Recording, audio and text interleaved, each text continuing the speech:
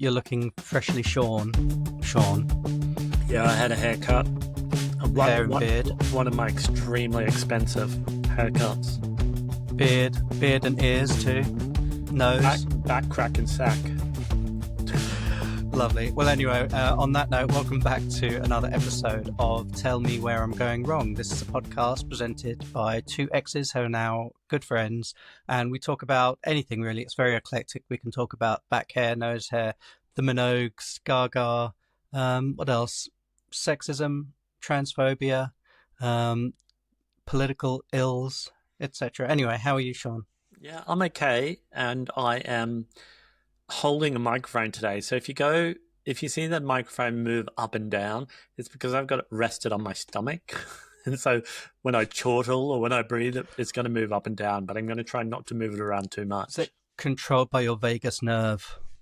What's a vagus nerve? The vagus nerve. It's the vagus vagal nervous system. It's all to do with the vagus nerve that connects your whole sort of body. So it connects your brain to your organs, to your stomach. It's a bit woo. Like, I don't know how much. I think there is some medical evidence to suggest it's a real thing, but you can do like vagal nerve stimulation and stuff like that. Okay, no, I didn't know anything about the vagal nervous system. Well, now we do. Well, okay. Well, what's been going on? I've just got back from South London. I went to Herne Hill. Have you ever been to Herne Hill? No, I don't think so. No. What is that on a tube line? No, it's on the Thames Link or whatever the train is. Is it near Balham? I don't know. London is so big. If you go south out, like I got the train from Farringdon Station, mm-hmm. and it went via Elephant and Castle, Loughborough Junction. Loughborough Junction, yeah. I think it is near Balham then. That way. And It is a really nice little suburb. Like, it seems quite posh in a way. Like, it looked a bit Chiswick style. Like, it had a bit of a West London vibe. Did it have a Gales too? Yes, I think it did have a Gales. No, that's on the map. But there were a lot of independent looking like cafes and coffee shops and flower shops. There was like a live music venue, which is very odd in a suburban-ish kind of London spot. Yeah. It said that it had 2 stages, live music. So that was really interesting. There was a vegan restaurant there. Is that why you went? No, I went for work.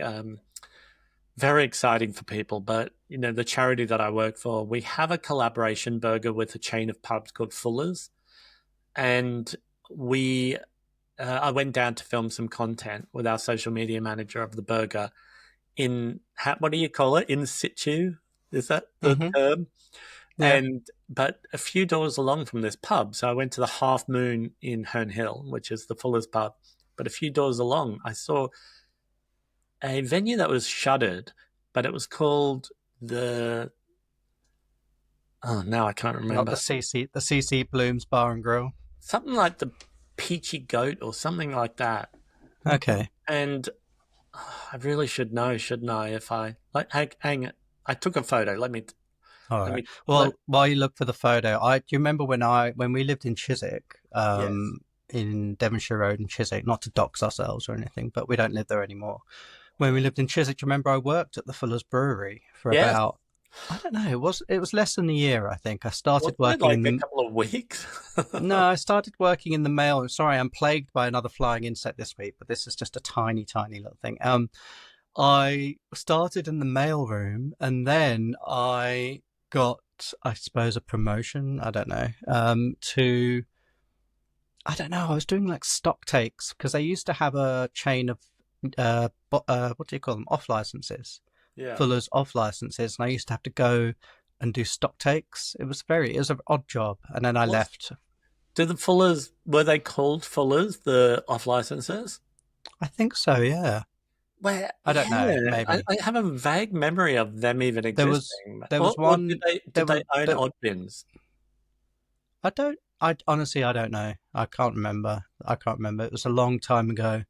Um, but I remember going to a few off licenses, which is what we call liquor stores slash bottle shops in the UK Hmm. for our Australian and US listeners, viewers, What do they call them in or to Paris? review. In Paris, I have no idea. No, I don't know.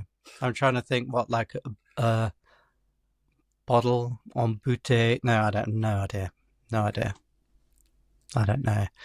Um, Magasin du vin. No, anyway. What about in Mexico City? Like, what are they like? Cervecería, ¿no? Is that what O it's called? cervecería o uh, Well, what's the shop called where you go and you can buy beer, but you can also buy snacks? Is it a button? What are those little shops called? They're a little tiendita, but bodega? that's more a New York thing, isn't it? People say bodega in Yeah, not so much a New Mexico York. City thing. I don't know. I don't Anyway, know. we've gone. Um, It's just so scattered. We can't talk about one thing. What were you talking about? Where was there? There was Fuller's. a You were looking Fuller's. on your phone for a photo of Yeah, okay. So this something. vegan restaurant in Herne Hill is called the Peachy Goat, Okay. and their food looks lovely, but they're only open from 6 p.m. So I couldn't go in and try it, but I did take a photo to remind myself to go back. But this Hmm. pub that I went into, this Fuller's pub, can I can I hold something up for our visual viewers who are joining us? Yeah, sure. You'll have to do an audio description for our So Spotify listeners. can you see this burger? Hmm. This is the Made in Hackney vegan burger that is available at some Fuller's pubs, Hmm. and it is we get a little bit of money donated to the charity, but so I had to go in and film this burger and pretend that I was eating it. But this pub was so beautiful. It was one of the most beautiful pubs I've ever been into. It was huge. It had Hmm. massive, massive bar, massive dining room, a huge beer garden, a function room that was a standalone building at the back of the beer garden where they Hmm. run community events and I suppose weddings. And then all upstairs, the two top floors of this beautiful pub is a hotel. This All huge right. thing. But anyway, it was funny. Like everywhere you go in in London, especially that's related to alcohol, you seem to run into Australians. And the manager of the pub was from Adelaide. All right. Okay. Okay. So a big shout out to Matt and the team at the Half Moon in Herne Hill. Really beautiful pub. So there's not tons of vegan food Shout now. out to Lauren. Remember Lauren, Australian Lauren? Isn't she back in Adelaide now? Oh, yeah. But there wasn't a ton of vegan food there, but they do have the vegan burger, and they had this really delicious bruschetta, vegan bruschetta with vegan feta on it, which was lovely. Mm. But Mm. yeah, they were all just so lovely, and the pub was beautiful. But I would go back to Herne Hill to hang out. There were so many little shops and things that I wanted to look at, but I didn't have a lot of time down there. That's the Uh, thing with London. There are probably so many of these little sweet little parts of London, but you just tend to travel to sort of the regular places that you go. You don't tend to you don't habitually just sort of go and get a train out to an unknown suburb and have a walk around. well, the So thing is, unless like you, if you got off the train at every stop along that line that I was on, you can imagine how many independent cafes there would be, how many flower shops, how many like secondhand stores, how many bookshops, how many mm, like live music venues and little like community run art spaces. Like, yeah. and then there are hundreds or thousands of stations. So, I mean, it is really nice if you're not trying to get somewhere in a hurry. If you've got all the time in the world, it is really nice to get buses around London because you do yeah, get to see a lot of things that you otherwise just would never be exposed to. But the only problem is, yeah, the traffic in London is just creeps along. So talking yeah. about travel in London, Hmm. tell me if I'm the problem. Tell me if I'm the drama here. But the other day on the bus, on London buses where you have four seats together, like they're Hmm. two and two facing each other, and Hmm. then on the other side, and they're normally above the back wheels, so they're a little bit raised. Hmm. Hill and I were sat in like a four-seater, And these people got on with a dog, and they walked up and they sat in the other four-seater, and the dog settled in on the ground and sat down. Mm-hmm. And the people were like patting the seat to try and encourage the dog to jump up onto the seat. And I was like, How well, how big was the dog? like a little like labradoodly thing, like it wasn't a massive dog. Mm. But I just thought, your dirty dog has been walking down the street and it's happy on the floor. It laid down and was like, looked like it was resting. You're trying to encourage it to jump up onto the seat where people have to sit. It's just been walking on the dirty streets of Hackney. The dog had no interest. It was just resting.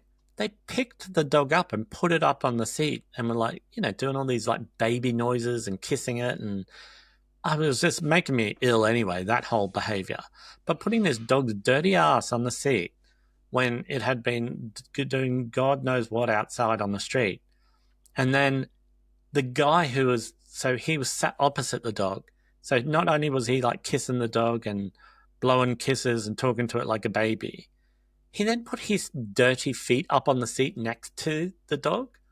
And I was just, my mouth must have been hanging open with disgust because I looked like it was written all over my face. You know me, I don't sort of hide my true feelings that well.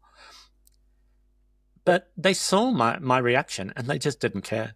They were just like, no, we'll continue we'll continue infantilizing our, I don't know, Labra Chihuahua doodle or whatever it was. And we'll keep putting our dirty feet on the seat. And Mm-hmm.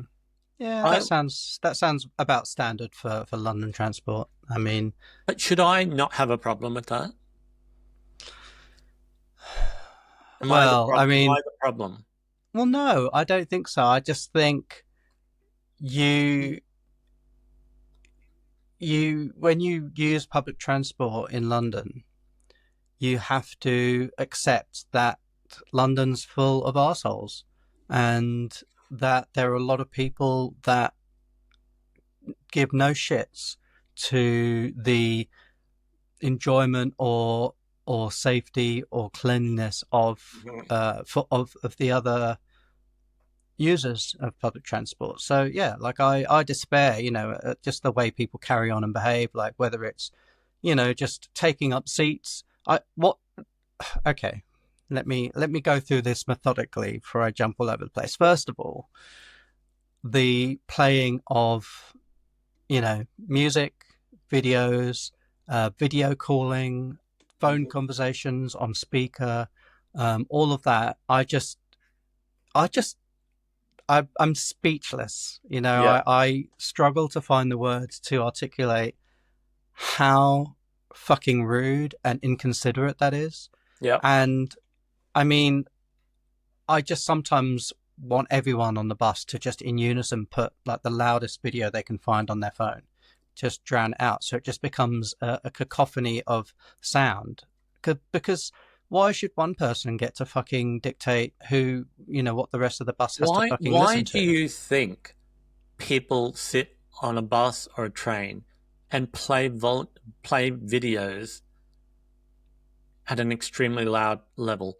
I Is think it that they just want to experience it, or are they trying to piss people off? I think they're trying to piss people off. I think it's an antagonism thing. And then, well, possibly that. I'd say, in most cases, I think it's antagonism. In other cases, I think people genuinely have absolutely no regard or consideration for those around them. But the other thing that really pisses me off on public transport is, particularly if you get on a train at the beginning of its route, when it's empty, Yeah. and people sit in the what do you call it, the priority seats, so on, I think most public transport around the world, I don't think it's a peculiar thing to London, but you have priority seats which are for people with disabilities, for people who are maybe pregnant, people who have difficulty standing, etc. Well, don't forget, don't invisibilize me, the elderly. The elderly, yes, you're only 51. And I get it if you get on a crowded train and there's just a priority seat left and no one's using it, yeah, sure, you sit in it. But then you have to be quite vigilant, and you have to be very mindful, very demure, very mindful that you're in a priority seat, and to be aware of those around you, that there might be somebody who needs that seat. But what pisses me off, yeah, when people get on an empty train at the beginning of the route and sit in a priority seat. And I'm like, you could pick any fucking seat you want. Well, one of the reasons I'd say is they do that is because they're normally near the door. Yeah. So they think that if it gets busy later down the line, they're going to be able to, it's easier for them to get out. But yes, yeah, very inconsiderate. But you could literally sit one seat to the left or to the right and be one seat further away from the door, but leave that priority seat. And it just, anyway, so yeah, public transport. For people who don't like how we moan on this podcast, we're really off to a good start, aren't we? We're being very negative. Well, what about these assholes with this dog then?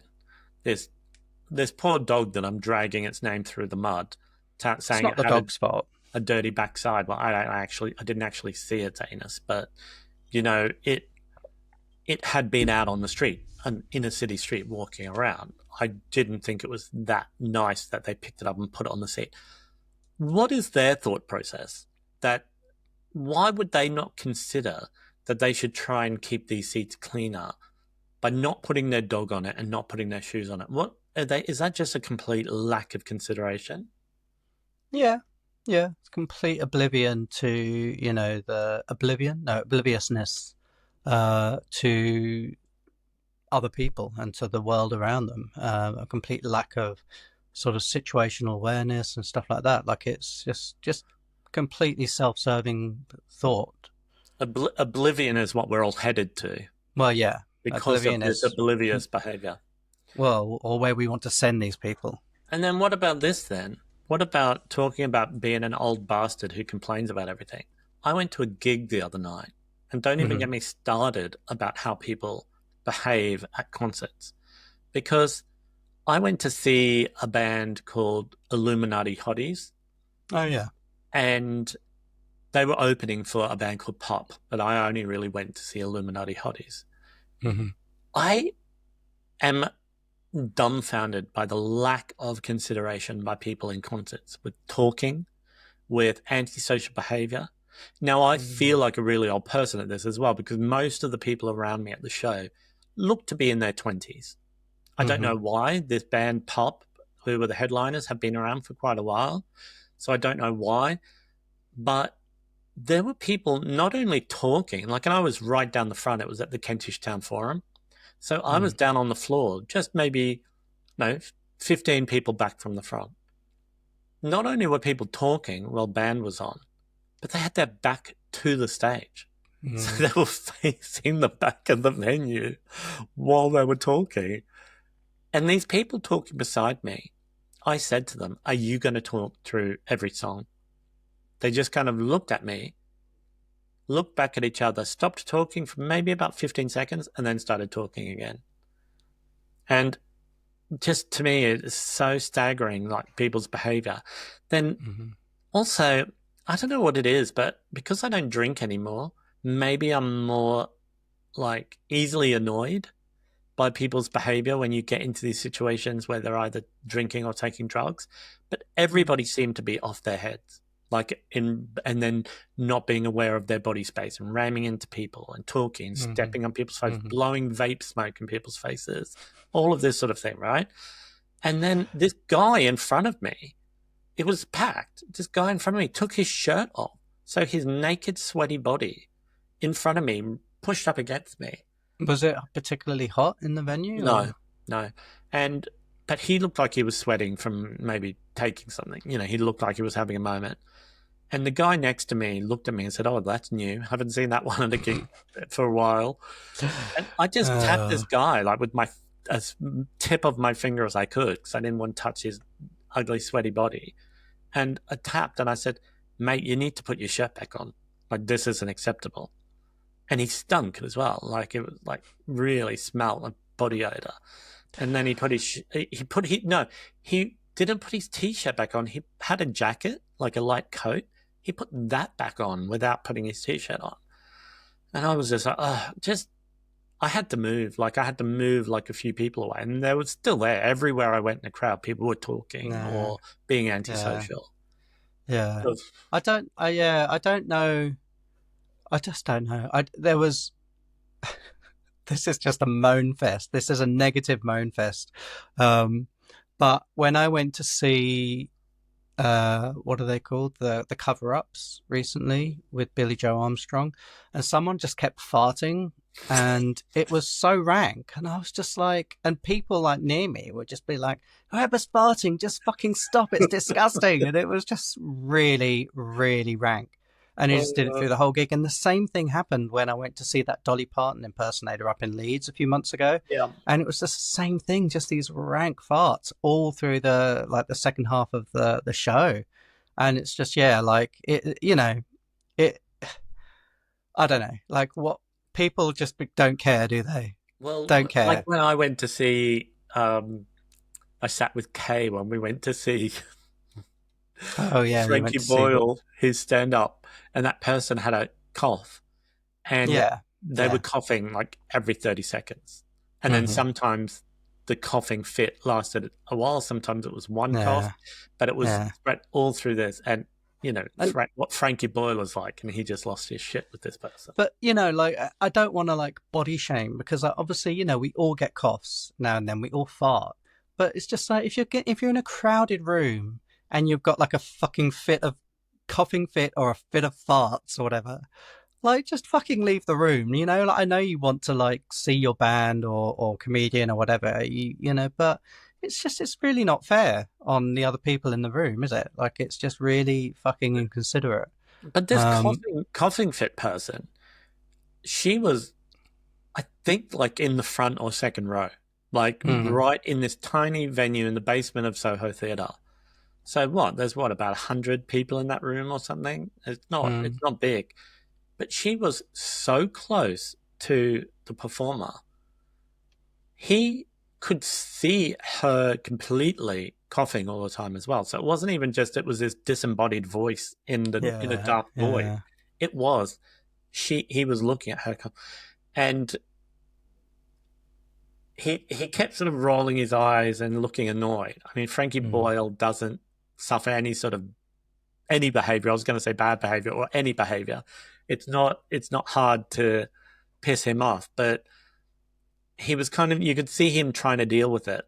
And then when he was reading this part from his book, there's a sort of a longish story, and all through it, she was just coughing through this story. And he got almost to the end of this excerpt from his book, and he just closed it. He said, "I can't do this. I cannot read this. It doesn't matter." And yeah. and he looked over at her, and she goes, "I'm sorry," and then kept coughing. "I'm sorry."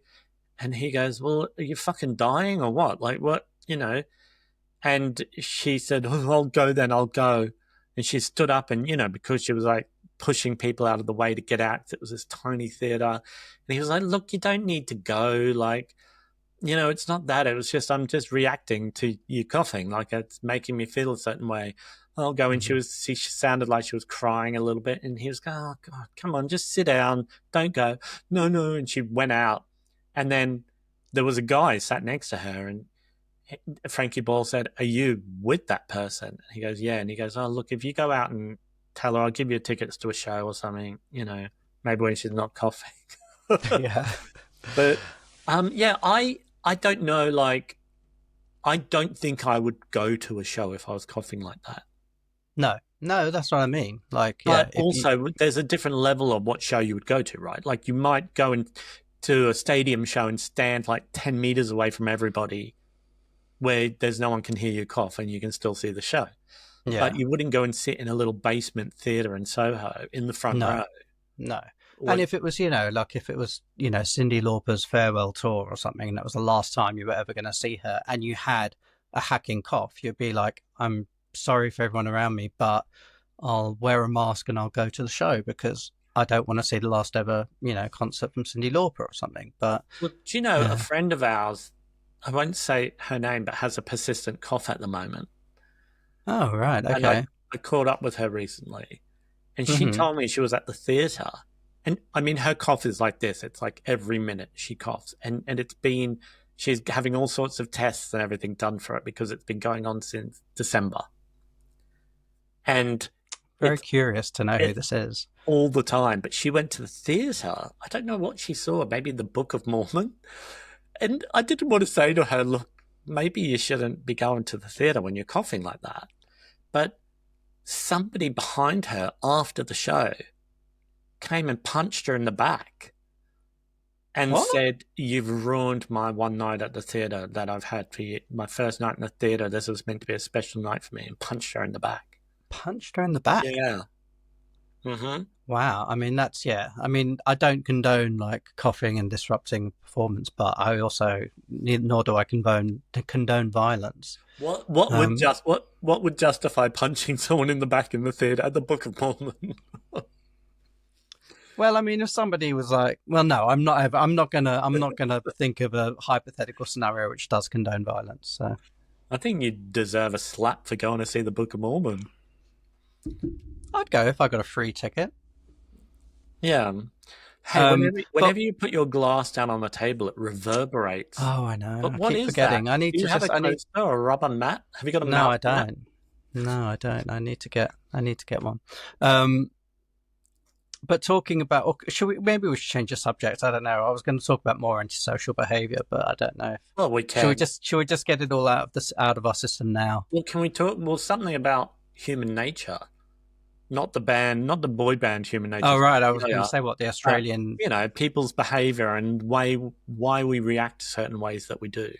Mm-hmm. I went to see. I mean, it's something we talked about a few times on the podcast, but our friend Nivi was running the Hackney Half Marathon, and we had put the link down that people could donate.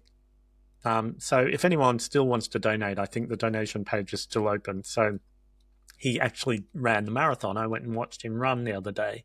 Oh, nice. I don't know, like lots of people running the marathon. I've never really gone and watched a marathon before because, it's like you just stand there and people are running and, I mean, you're not doing anything. But I found myself feeling a little emotional, like watching people run, strangers cheering for them, and then sometimes someone would run by that their friends were in the crowd, and they would get a big cheer, and you could see people really struggling, and some people, just in the zone.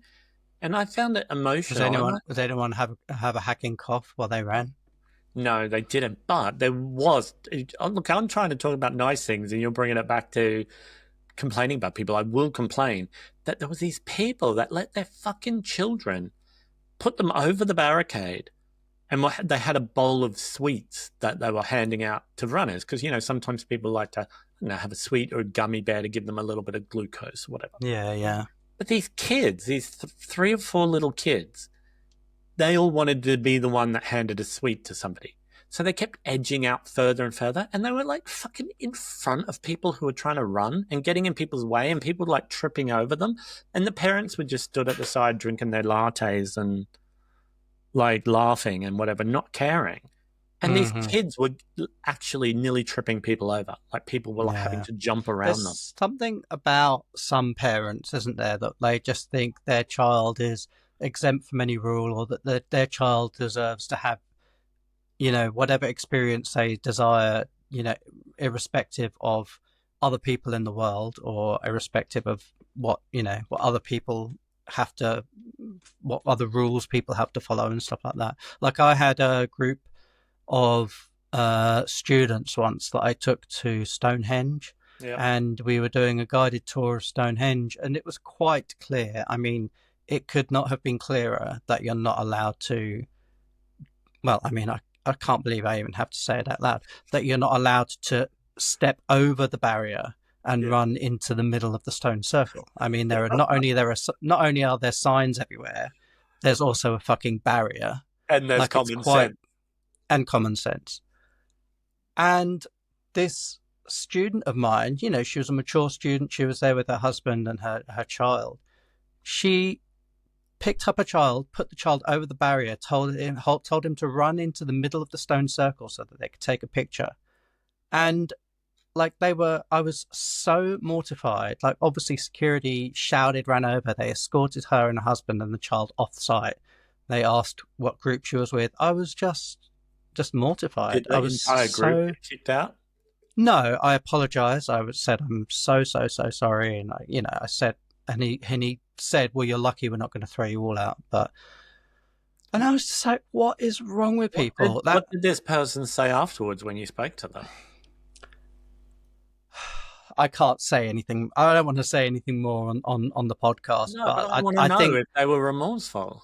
Not particularly. Not particularly. God. But there were lots of other things going on for her. I don't know if I don't want to say it on the podcast. But that same university, different student. I remember I took a group of students once to... No, actually it wasn't. It was a different university. So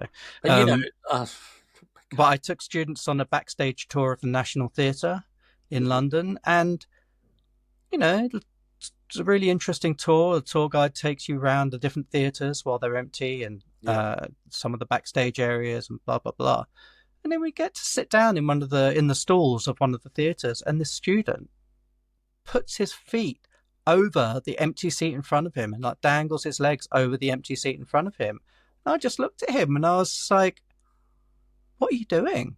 And he was like, what? And I was like, get your feet off the seat. Like, why would someone think, I mean, in any situation, that it would be okay to put your seat over an empty seat in the theatre, but particularly when you're on a backstage tour, when you're, anyway. Do you remember that time we went to Sequoia National Park? Yeah. And they have the big redwoods, and the General Grant tree or whatever it's called, the biggest one. They have these little fences around them, and with signs saying the soil is very shallow and the roots are very close to the surface, and they're very delicate. You're not allowed to walk on this part of the ground for the tree conservation. Please do not step past here. Do not approach the tree. Don't think you can go hug the tree, not for photos, for anything. Yeah. And these signs were very clear. I mean, they were in the parking lot. They were next to the tree. They were as you're walking up to the tree. So many people were like putting their kids over the thing and telling them to run over and hug the tree so they could get a photo. Yeah, I remember. And that is just such a shitty... Oh, God, I mean... it's a shit thing to do just in general, but it's a particularly shit sort of behaviour to model for your children as well. It's just doubly shit. Anyway. I can't believe how much we're complaining. There was something else I wanted anything to positive? about. Well, somebody died that I would like to talk about. Is that positive? I don't know. It depends who it is. Did you ever used to watch Cheers? Yes. Do you know the actor called George Wendt who played Norm? He was the big guy who sat at the bar. Yeah. So he died yesterday or this morning. Oh, I didn't know that. Okay. And it got me thinking about him. I mean, I used to watch Cheers. It was such a big show, wasn't it? It was huge. When I was a kid in Australia, it was so big. But I kept thinking, how weird that someone like George Wendt was such an omnipresent... Is that the right word? He was always there. He was constant in my life. And when I was a child, right up, I probably didn't see him much the last few years. He probably wasn't. What else did he do? Well, listen to this. I went on I mean, God, thank God for Wikipedia. Without that, we wouldn't have much content for this show. But I went on to the George Wendt Wikipedia page. So obviously it was Norm on Cheers, like we just said. And he reprised the character in an episode of Frasier, maybe, because do you remember, like, Kelsey Grammer used to also be in Cheers? Well, there were quite a few characters from Frasier that reappeared. Quite a few characters from Cheers that reappeared in Frasier. Yeah, because Frasier was a spin-off of Cheers. And then he maybe also played the role in a cameo, a few other things. But do you remember years later, Ted Danson had another show called Becca? Yeah, I don't think I ever watched it, but yeah. Yeah, he had a cameo in that as well. But he was in, you might remember this when I tell you this, but do you remember the Michael Jackson music video for Black or White?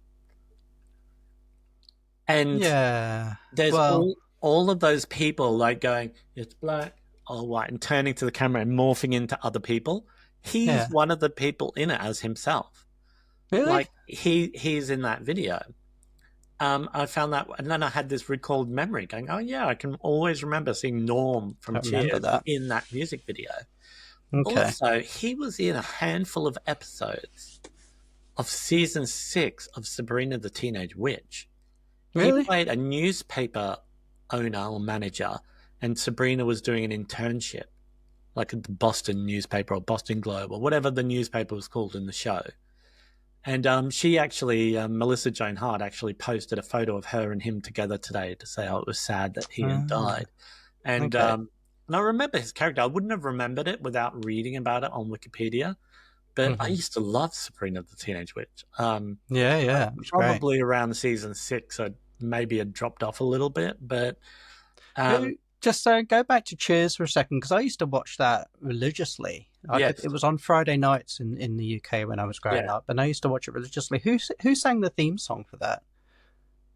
I can't Because remember. it's such an iconic song. Like, and I Yeah. don't know if it was written for the show or if it was a. Making your way in the world today. Yeah, it takes everything you got. Yeah, No, I mean, I don't know if it it was. sounds like someone like Kenny Loggins or something. Yeah. It had a very sort of that era sound. But that show, Cheers, it launched so many careers, didn't it? Like, you think about all the people like Kirstie Alley and Shelley Long, Ted Danson. And some of them were kind of famous, but not super famous before that. So they had somewhat. I don't know if I knew any of them from pre-Cheers. No, but they probably had like hit parts, and they popped up in some shows, or they were probably on The Love Boat or something, or right.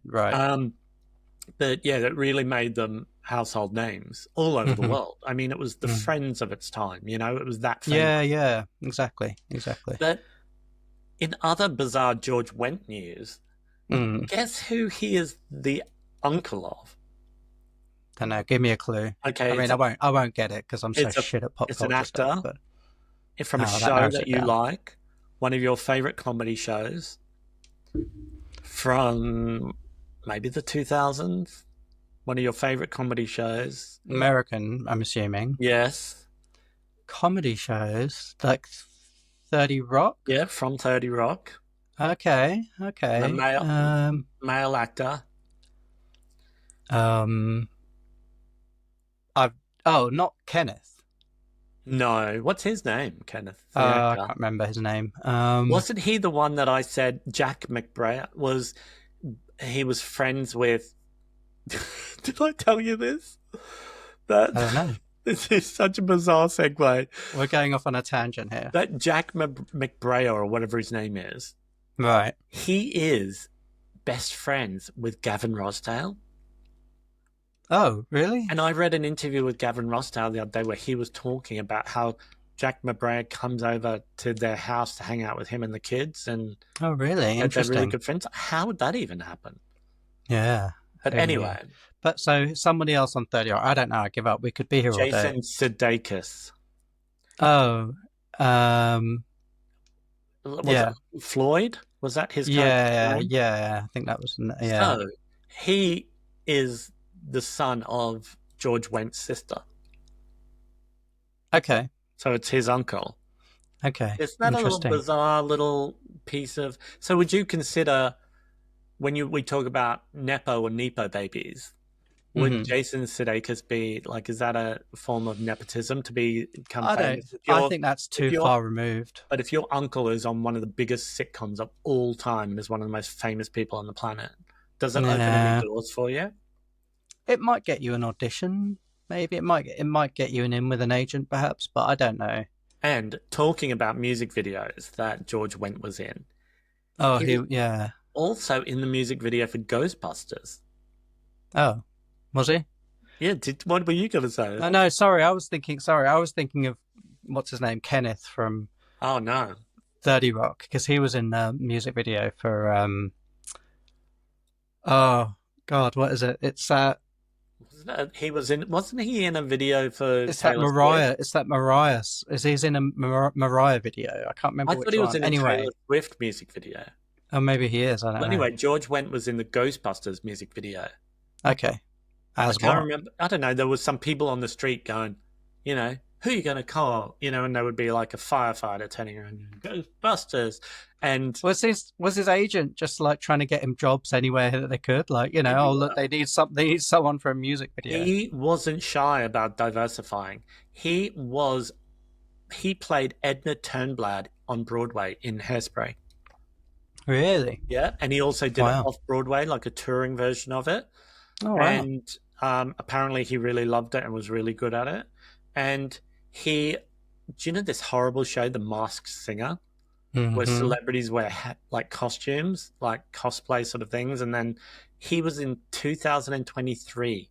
He was the moose on The Masked Singer, and he was so old, right? Like in just 2 years ago, he was doing that, Right. and Okay. he a lot of his performances he had to do seated because he was like so old and couldn't dance around. But Hmm. an interesting fact is that he died on the 32nd anniversary to the day that the final episode of Cheers aired. Oh So wow. he died on the same day that the final episode of Cheers aired 32 years ago. Okay. But anyway, Interesting. there's a deep dive that I never thought I would do in life about somebody. But, you Who know, who else was in Cheers? I mean, Kirstie Alley's dead as well, isn't she? Like, yeah, um, Ted Danson. Ted Danson's still alive. Um, what's Danny DeVito? Shelley Long's still around. I don't see her much, but she does do a few bits here and there. What's Danny DeVito's? I don't know. Is she an ex-partner now or What, partner? Rhea Perlman? Yeah, they Rhea Perlman. divorced. Rhea They Perlman divorced. was in She it. was in the Barbie movie just a couple of years ago, wasn't she? Um, And then the guy who was the what male. Does Danny DeVito still act? Yeah, he's been in that. It's Always Sunny in Philadelphia for like 10 years. Oh That right, okay, comedy yeah, show. But yeah, who was the guy who was Norm's sort of best friend? yeah, with the Cliff. moustache. Was it Cliff? Yeah, Cliff. See, I don't remember his name. I would have remembered George Wendt's name even before he died. Like I knew him. I know Hmm. everybody else's names, but I don't know the actor who played Cliff. Yeah. I can't remember his name. He would be one of the only ones. And what years did Cheers run? I'm just checking. It must have been like 80, 87 to 92 or something. yeah, or like yeah. But also, George Wendt's wife played the voice of his on-screen wife because they would always joke and he would make fun about his wife in the show, Hmm. and I think she played the voice of when they'd have her speak off screen or nag him or something. Hmm. I think they were married right until he died. Like they'd been married for like 40 years or something. I love nothing more than going down like a Wikipedia wormhole, or an IMDb wormhole. Like speaking of Shelley Long, in the film Outrageous Fortune, this is such a niche piece of information that like appeals to like 0.002 of the world's population. But Yeah, in the film Outrageous Fortune with Bette Midler and Shelley Long, near the beginning of the film, they um, go to audition for a renowned acting workshop, an acting workshop run by a renowned acting coach.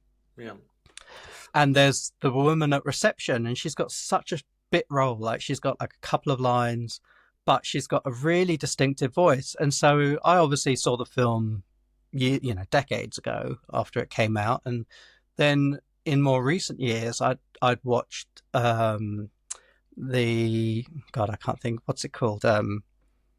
What's the one with Sheldon and Big Bang the Theory. Big Bang Theory, and who's the guy's mum in that who you never see but you hear her voice?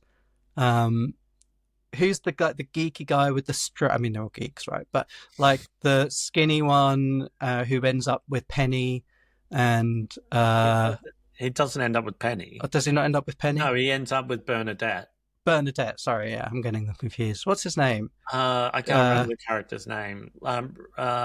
There's Leonard, Mm-hmm. there's Sheldon, Uh-huh. there's Raj, Yeah. and I can't remember his name. I Well, don't know. anyway, there's that the running joke that the whole show is that you hear his mother's voice, like screaming, Yeah, And it's that same actress who plays the receptionist in Outrageous Fortune. So there's a very tenuous link to Cheers through Shelley Long there. So, Do you know when in that show, Big Bang Theory, they wrote in the story that I can't remember his name. It's just stuck right there in my yeah, head. I know, it's really annoying. Um, Not, his yeah, his character's mother died in the show. hmm I think that was she died in real life, and I yeah, think I that's think why they so. wrote that in. And that like the end title of the show was in honor of her. Or hmm hmm oh, what was his name? And I mean, The Big Bang Theory is a very problematic show. I Oh did yeah, used to yeah. watch it and laugh at it a bit, but looking back on it now, I think, I'm oh gonna have god, to Google it quickly. I'm sorry, I named it. tell me, I'm always critical of the live research, but I tell me really the need to first know. letter. Tell me the first letter. I want to try and guess it. There are people listening to this screaming at us for not being able I to. know, like, how can we not know? Tell me the first Um, letter of the name. I want to try and see if I can okay, hang remember. on. I'm trying to. So Penny, Oh, Bernadette, H. Howard. There we go. Yeah. But what was what's the name's character that Oh, Sheldon hang was? on. I've just closed it. Hang on. Can you remember? Penny. What? No, who Sheldon ends up being with? Oh, Sheldon. What's her name? Oh, what? Mayim Bialik. Yeah, My but Amy Farrah Fowler. Amy. That's all right. Amy Farrah Um, Fowler. But then he also was what was oh God, what was Darlene from Roseanne, Sarah Gilbert's character? What was her? She was in it as well, wasn't she? yeah, I can't remember. That. Leslie Winkle. Oh, okay. There you go. Anyway, so Yeah, it's not a show that like I would ever watch again. Like I would never watch an episode of that. no, no, I don't find it that funny. It was quite homophobic often. Like there were a lot of jokes about Raj and Howard being gay, and there was meant to be humor in that. And I yeah, no, looking back, and it's like Friends. Like to me, Friends was incredibly problematic, but maybe the most problematic thing about it was how dull it was, like how white bread and boring it was. mm, But also, mm. it was like homophobic. There was gay hysteria. Yeah. It was like I mean, it's just like typical mainstream, fodder. it was Um, inherently racist from the design of it. Like how yeah, everyone looked. yeah, It was yeah, just nonsense. yeah. Terrible, and that the fact that it's one of the most popular shows of all time is just Well, it's like when we did that whole episode about Jurassic World, and that's one of the biggest grossing films of all time. yeah. And I mean, it's disgustingly like sexist and racist. So Um, you've got to watch this documentary I recommended to you oh yeah, about yeah. this kids pop band from Mm. maybe the late 70s, early 80s. They were famous, maybe I'd around never heard of that. them until you Okay. sent me that message the other night. I'd never ever heard the name. So Hill was telling me, because Hill celebrated his birthday recently, Mm. and his brother was saying, "Oh, you've got to play these traditional songs for Hill when it's his birthday." And one was Las Mañanitas. Do you know that old Mexican song? And a lot of like, I don't know, like mariachi style. It's done, and you play it for people on their birthdays. And then there was this other song, this birthday song by this band called Los Pachis. And I was like, oh, what's that? And he was like, oh, you don't know about them? And I was like, no. And it was like this kids band, like these 5 kids. And he said they were so famous. And I was like, oh, yeah, okay. He's just remembering it from, his point of view. I watched this documentary on Netflix about them. They were so incredibly huge in Latin America. Like first in Spain, Mm. they were from Spain, Mm. but they became so big in Mexico and Argentina that they filmed all these movies. They filmed like TV shows. They did concerts at Stadium Azteca in Mexico City. They were Wow. huge. They played like that. What's that arena where we saw Florence and the Machine? Oh, the sports Yeah, something, right? Deportes. Yeah, Yeah. and they played there. Do you know that other kids band Timbiriche? Yeah, I've Yeah, heard of them. so they did like joint tours with them because they were like the biggest bands, and Timbiriche were invented by Televisa to um, be a competition to this band because they saw how Mm, big this kids band was. The okay. documentary was very sad, very very poignant. Like it was, these kids were so famous, but they were little kids traveling the world without their parents. And I was saying Mm, when they were in Argentina and Mexico for months and months at a time, they were only allowed to call one of the parents in the group once a week. And then that parent had to then talk to all the other parents to say, so all the kids would get on the phone to one parent, even if hmm it was hmm somebody else's parent. How And many then were in the group? 5 of them. So they said, Okay. like, maybe every month you'd get to speak to your parents for a few minutes. Wow. And the parents weren't allowed to come on tour, or there's lots of drama around it. And of course, there's stories about like managers taking all the money, the kids getting nothing, the kids being exposed to like really unsavory things on tour. Because you can imagine in the 80s, like Yeah. Yeah. how kids just would not have been looked after, and they were flying in like fancy planes, staying in like 5-star hotels. The kids were just like out of control. Like they were little kids, like 13 years old, 12, Mm, unsupervised, going on stage playing for like 100,000 people in these huge concerts in like Latin America.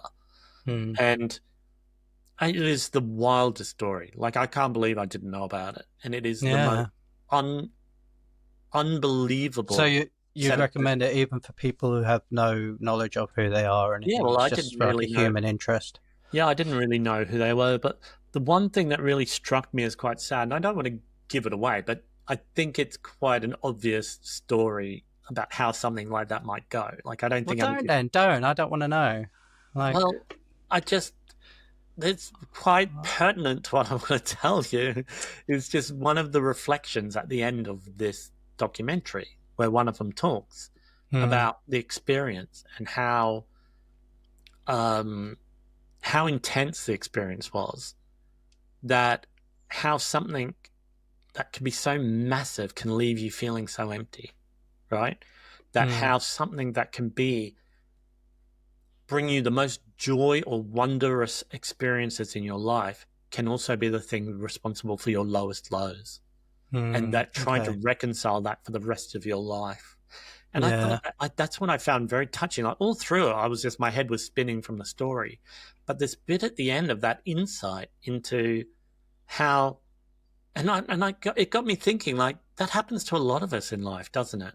Where sometimes the best thing that happens to us is also the worst thing that happens to us, or that goes Yeah. hand in hand.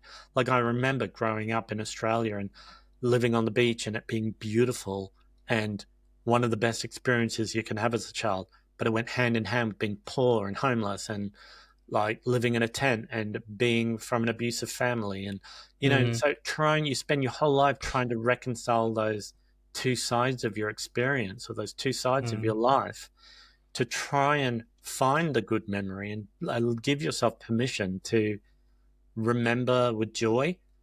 But imagine that magnified or amplified to the point where you were one of the most famous kids on the planet. And Hmm. it is just the most fascinating story. But I found it very, very touching and very poignant and, bittersweet that, Yeah. these kids I mean, survived. I do. I look at even in the current era, you look at people who have grown up in the public eye. People like Taylor Swift, and you just think, what would it do to you? What would it do to your psyche to have that level of scrutiny and attention? I Yeah, mean, at any point in your life, but particularly when you're young, when you're still a child, or even when you're a young adult, to have that inform every single second of every single day. Like you could yeah, never escape yeah, that, and it's something that a lot of people seek out. Is that yeah. attention and fame or whatever. But at the same time, I can't imagine what it would do to you, particularly as a young developing person. Well, I was just going to say, imagine going through puberty Oh, and that's coming into fucking your hard enough sexuality. anyway. Yeah, coming into your sexuality while there are 10,000 or 100,000 people Hmm. screaming at you telling Yeah. you that you're the most beautiful person they've ever seen and that they desire Or you. or saying you're disgusting and you should die. Oh, Like yeah. you've got like the whole fucking gamut of Yeah. things. Like, and I mean, like I've started. I mean, this is obviously not comparable in any way, but just to give like me a taste of it, like I started sharing some of our like reels for this podcast on TikTok. And I mean, I don't understand TikTok. I feel like I'm You too old can't for even it. say it, Sue. I can't even say it. I can't even pronounce it. Those kids on their TikTok. Yeah, exactly. And people are vile. I mean, people are absolutely vile on TikTok. I mean, I'd seen some stuff on Instagram and stuff, but people, there's a whole new like echelon of vileness on TikTok. People are so fucking rude and nasty, and I was just like, oh god, I don't want to post anything on there anymore. But has anyone said anything particularly under our videos? Oh yeah, you should go. Have you not seen? Have a Oh, look. what do they say? I don't know if I need Just to know, but well, just imagine, like, just yeah. I mean, things like, oh, these guys clearly don't know what the fuck they're talking about, whatever. And I'm like, yeah, that's the whole point of our podcast. If you watch an episode, we say we're not experts in anything. Like, we are just two friends having a chat. We're not trying to position ourselves as experts on anything except perhaps Lady Gaga and plants. But people are vile.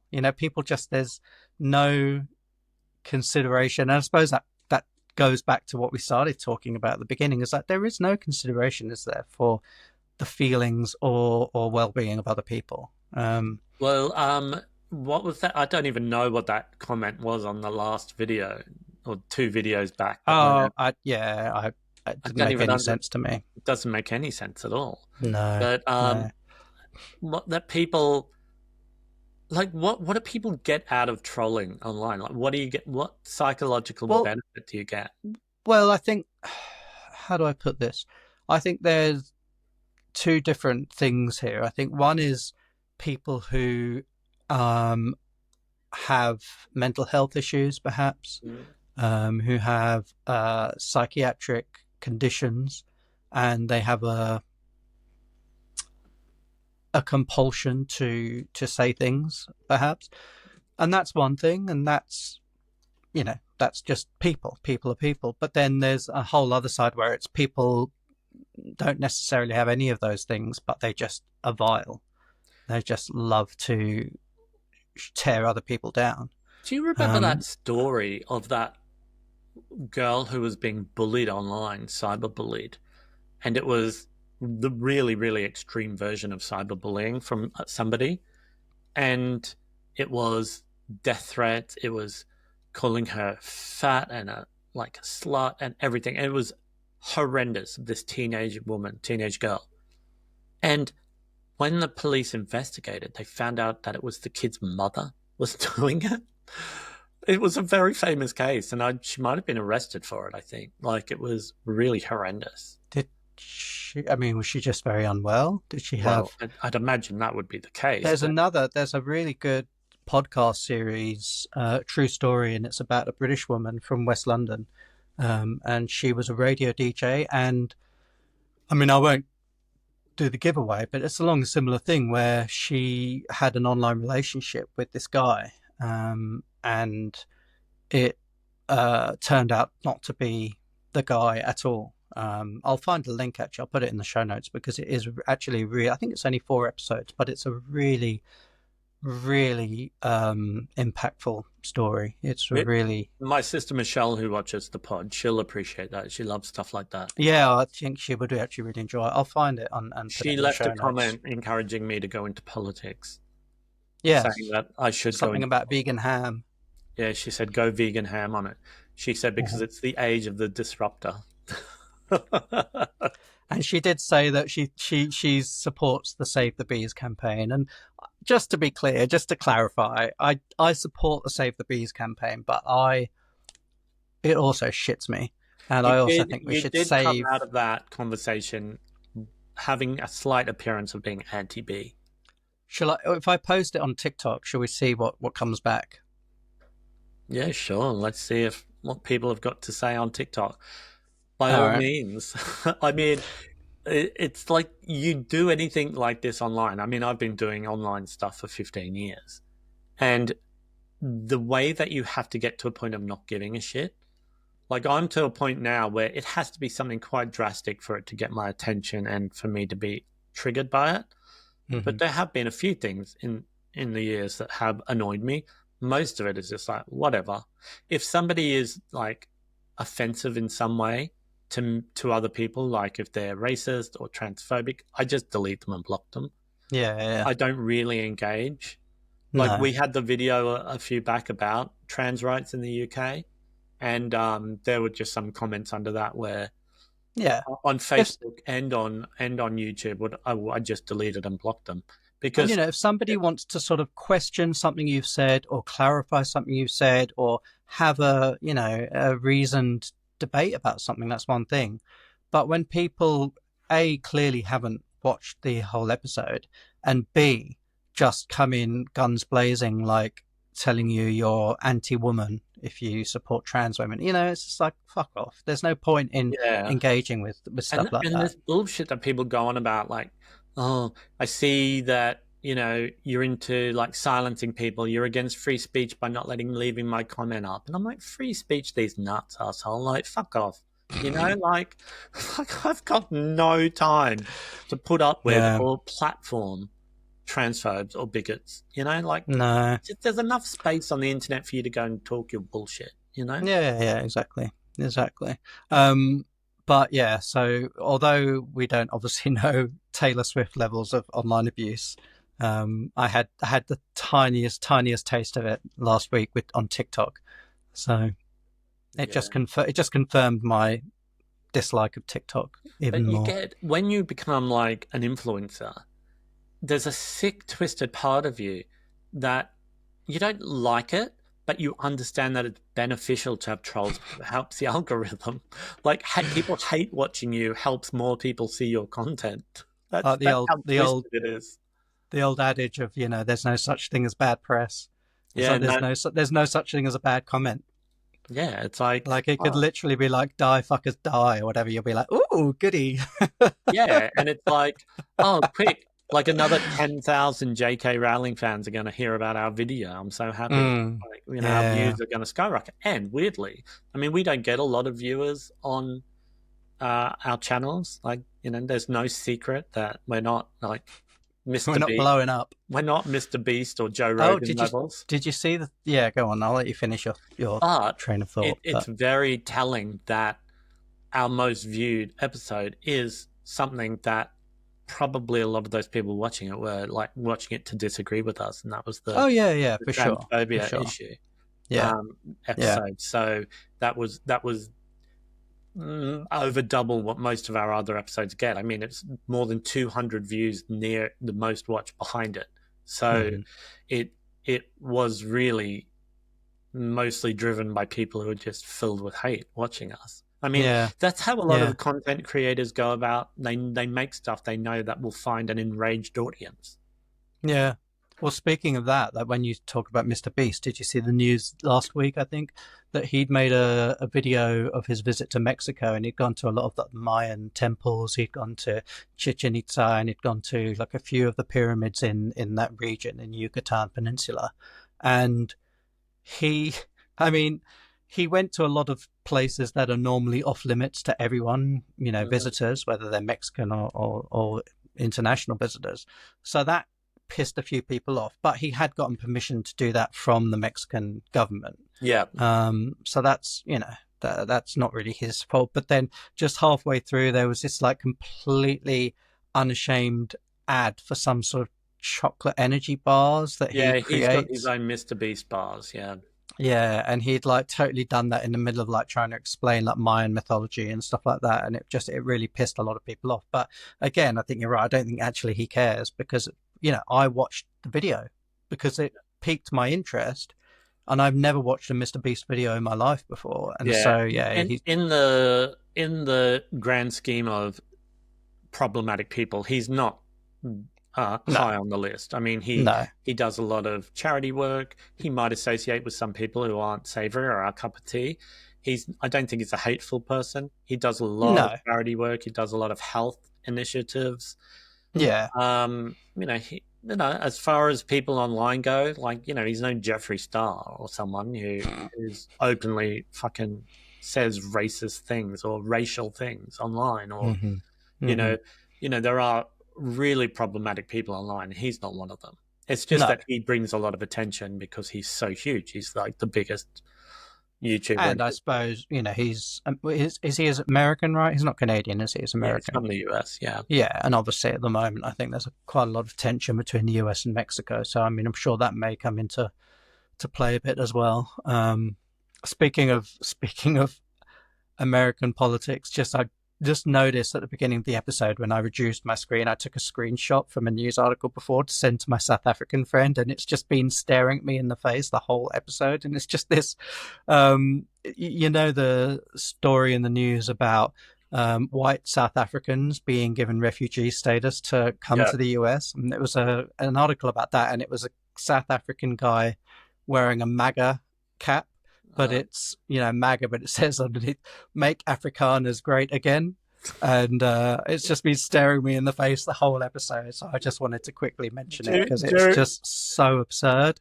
Remember how I talked about that problematic podcast I listened to, Tim Dillon?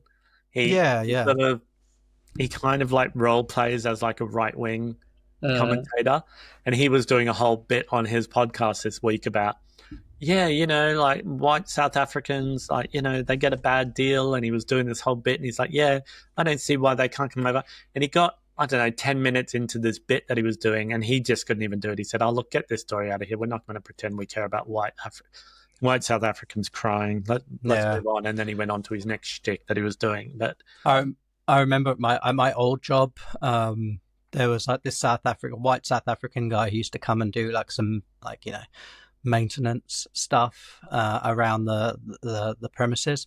And I remember, he was just such an odd guy that everyone just avoided anyway. But I remember I got stuck in the lunchroom with him once, and he was going on about how, it was so hard to be a white South African. Like, how if you're a white South African, you can't even get a passport anymore.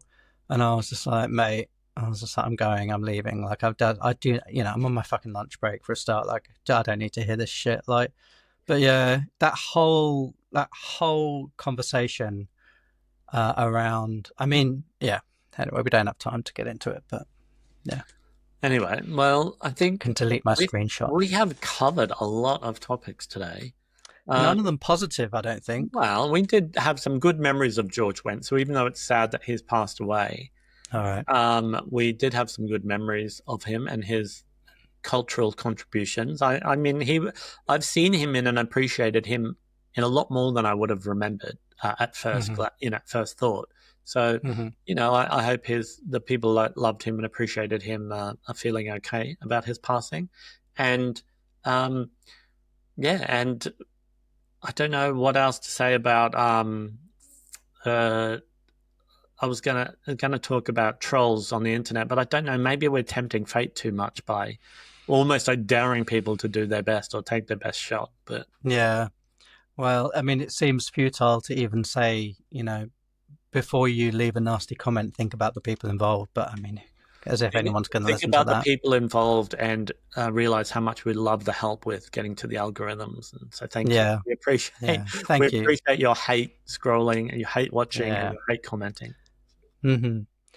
Speaking of trolling, so where can people find you, Sean, if they want to find out more about you and leave you more hate comments? You can go to fatgayvegan.com or follow me on Instagram, fatgayvegan.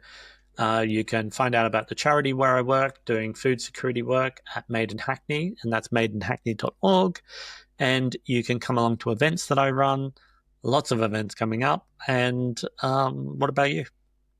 Well, you can find me online, joshandthejumpstarts.com. You can find my music on Spotify at Josh and the Jumpstarts. The same thing on Instagram. So you can come and tell me how shit my music is and how I don't know what I'm talking about.